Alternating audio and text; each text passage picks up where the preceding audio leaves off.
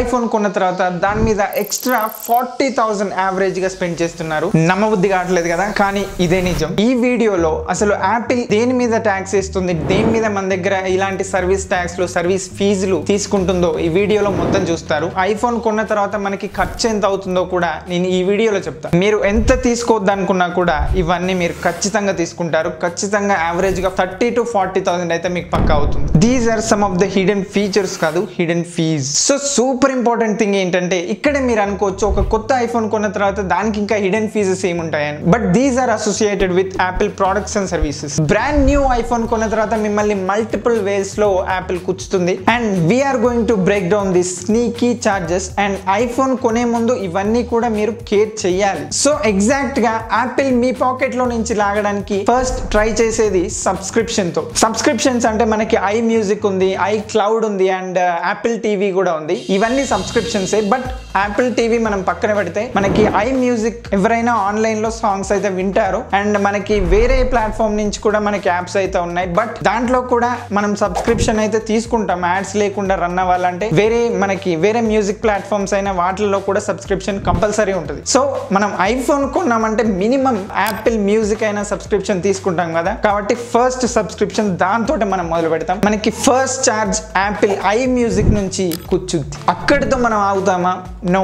I cloud subscription కూడా చాలా మంది తీసుకునే ఉంటారు. ఎందుకంటే ఎవరైనా మిడిల్ క్లాస్ అయినా ఇంకా ఎవరైనా కూడా ఒక స్టార్టింగ్ ఆండ్రాయిడ్ నుంచి మనం ఐఫోన్ కి షిఫ్ట్ కావాలంటే బేస్ మోడల్ తీసుకుంటాం. వాళ్ళ బేస్ మోడల్ 128 GB స్టోరేజ్ తోనే వస్తుంది. సో ఎవరైనా కూడా మనం ఫొటోస్ దిగాలన్నా వీడియోస్ దిగాలన్నా మన ఫ్యామిలీలో అందరూ ఐఫోన్ యూస్ చేస్తారు. మన దగ్గర ఐఫోన్ ఉంది అనుకోండి, ఖచ్చితంగా దాంట్లోనే ఫొటోస్ దిగాలనుకుంటారు, వీడియోస్ దిగాలనుకుంటారు. అలా మీకు స్టోరేజ్ 1 or 2 years లో స్టోరేజ్ మొత్తం ఫుల్ అయిపోతుంది. సో దానికోసం మీరు ఏం చేస్తారు, ఐక్లౌడ్ నుంచి సబ్స్క్రిప్షన్ తీసుకుంటారు. సో ఐక్లౌడ్ సబ్స్క్రిప్షన్ తీసుకుంటే 50 GB నుంచి స్టార్ట్ అవుతుంది. దానికి మీరు 1 month కి 75 రూపీస్ పే చేయాలి 50 GB కోసం. సో ఇలా మీరు 1 or 2 years లో మీరు ఈ సబ్స్క్రిప్షన్ కూడా తీసుకోవచ్చు. చాలా మంది అయితే తీసుకుంటారు. కొంతమంది దాంట్లో డిలీట్ చేయడము ఇంకా వేరే ఇలా చేస్తారు. బట్ ఎంత కాదన్నా ఒక 50% ఐఫోన్ యూజర్స్ అయితే తీసుకుంటారు కదా సబ్స్క్రిప్షన్. మన ఛానల్ సబ్స్క్రైబ్ చేసుకుంటే there is no platform fee or anything, it's just free.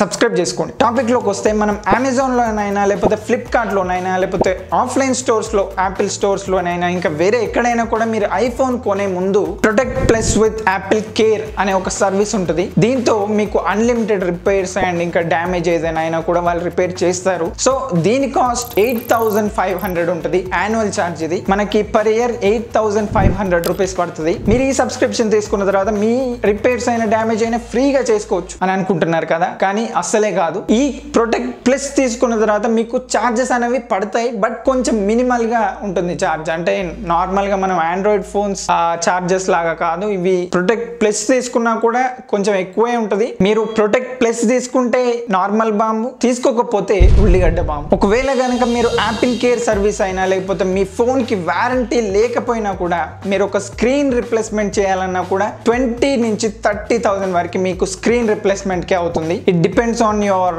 IPhone models. ఇక ఇదెవరూ మర్చిపోద్దు, మీరు వద్దనుకున్నా కూడా మీరు ఆటోమేటిక్ గా కొనేది ఒక ప్రోడక్ట్ ఉంది. అది మీరు కూడా గెస్ చేయొచ్చు, Apple AirPods. Apple AirPods iPhone కొన్న తర్వాత అందరూ ప్రతి ఒక్కరు యాపిల్ ఎయిర్ పాడ్స్ అయితే తీసుకుంటారు బికాస్ ఆఫ్ సీమ్లెస్ కనెక్టివిటీ.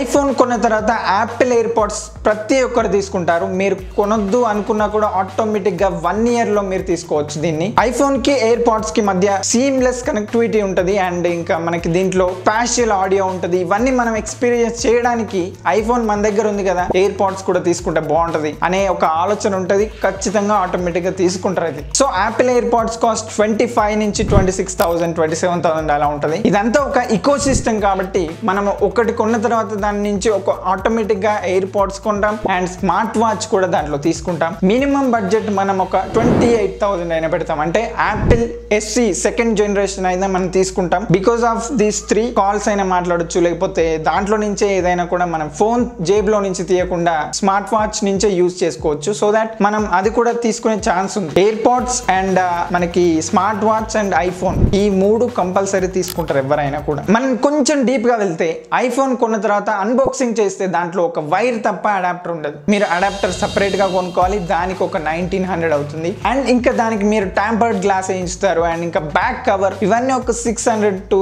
700 అలా ఉండొచ్చు. అండ్ కొన్న తర్వాత మీకు ఒక 2-3 years లో మీకు స్క్రీన్ డ్యామేజ్ అయినా కూడా దానికి స్క్రీన్ రిప్లేస్మెంట్ ఛార్జెస్ కూడా చాలా ఉంటాయి. సో ఇవన్నీ కలిపితే మనకు ఒక మినిమం ఒక 50 to 60,000 దాకా వస్తుంది. సో ఇవన్నిటి మీద మనం ఒక లుక్ వేస్తే వీటన్నిటిని క్యాల్కులేట్ చేస్తే మనకి యాపిల్ కేర్ సర్వీసెస్ అండ్ ఇంకా మన screen guard and back cover, ఒక adapter and AirPods and Apple watch ఇవన్నీ కలిపితే 68,000 అవుతుంది. మాకు స్మార్ట్ వాచ్ వద్దు, ఎయిర్ పాడ్స్ వద్దు అన్నా కూడా మినిమం మీకు ఒక 10,000 పడుతుంది. ఎందుకంటే యాపిల్ కేర్ ప్లస్ సబ్స్క్రిప్షన్ తీసుకుంటే 8,500 అండ్ ఇంకా మీరు I music and I cloud subscription తీసుకుంటే వాటికి ఓవరాల్ గా యాన్యువల్ ఫీజ్ కలిపితే 10,000 అవుతుంది. ఒక ఐఫోన్ కొంటే దాని బ్యాక్గ్రౌండ్ లో మీకు యాపిల్ ఫీజ్, హిడెన్ ఫీజ్ అంటే ఇది. మీరు ఐఫోన్ అంత పెట్టుకున్నా కూడా మిమ్మల్ని యాపిల్ ఇంకా పీక్ తింటూనే ఉంటుంది. సో మీరు ఇవన్నీ ఆలోచించుకొని ఐఫోన్ తీసుకున్న తర్వాత యాపిల్ సబ్స్క్రిప్షన్ తీసుకుంటారా లేదా, ఐ మ్యూజిక్ సబ్స్క్రిప్షన్ తీసుకుంటారా లేదా, ఇవన్నీ ఆలోచించాకనే ఐఫోన్ తీసుకోవడానికి ఒక అడిగేయండి. సో మీరు ఏమేమి సబ్స్క్రిప్షన్స్ తీసుకున్నారో ఐఫోన్ మీరు కొన్న తర్వాత నాకు కామెంట్ లో కామెంట్ చేయండి. ఈ వీడియో మీకు నచ్చితే ఖచ్చితంగా లైక్ అండ్ సబ్స్క్రైబ్ చేసుకోండి. And thanks for watching. I will see you in the next one.